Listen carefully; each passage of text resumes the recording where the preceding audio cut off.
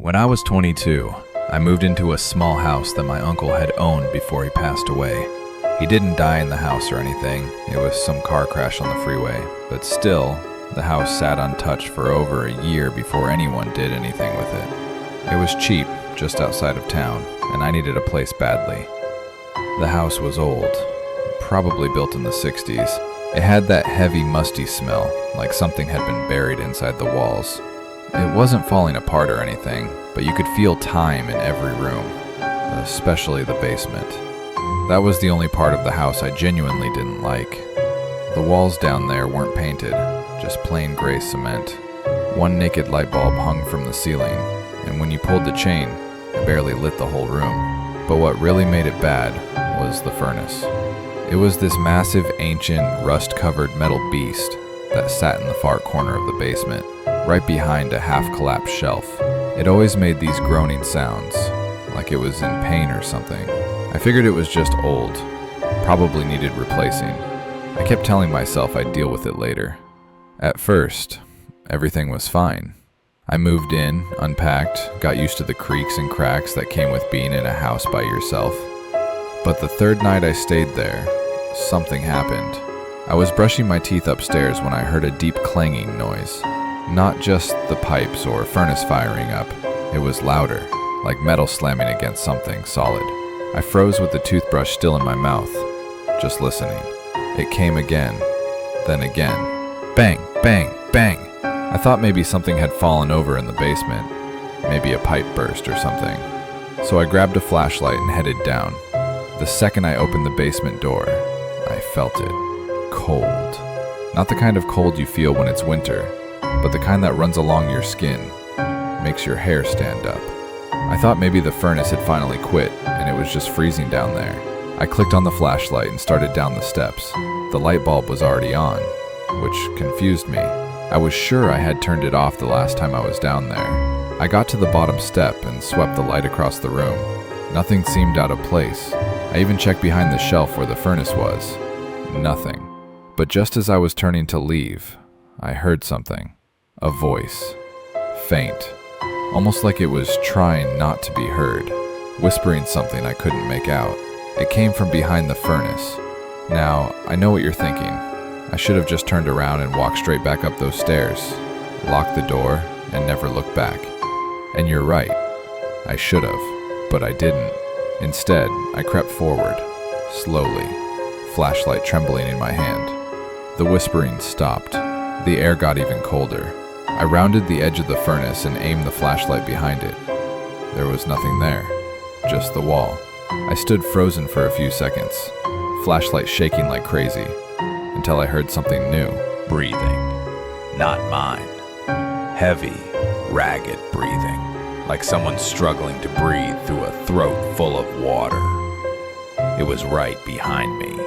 I spun around, heart in my throat, but again, there was nothing, just the furnace. And then, it stopped. The light bulb above me flickered once, then went out. Everything went black. I sprinted up the stairs without thinking, slammed the door behind me, and locked it. I didn't sleep that night. The next morning, I tried to be rational. Told myself it was in my head. Maybe it was a dream. Maybe I imagined it. Maybe it was the pipes or the furnace making weird noises. But as soon as the sun went down, I started to feel it again. That crawling sensation in my gut. That awful stillness in the air. I didn't go down to the basement for 3 days. But on the 4th day, something happened that forced me to. I was in the kitchen when I heard a loud crash. Not from the basement this time, from the living room. I ran in and saw that the old framed photo of my uncle, the one sitting on the mantel, had fallen to the floor and shattered. The weird thing, there was no reason it should have. It wasn't hanging, it was standing. You'd have to knock it over on purpose. And then, I heard it. A whisper, coming from the basement door. Same voice as before. Low, gurgling. But this time, it said something clear. You left me behind. I was done pretending now.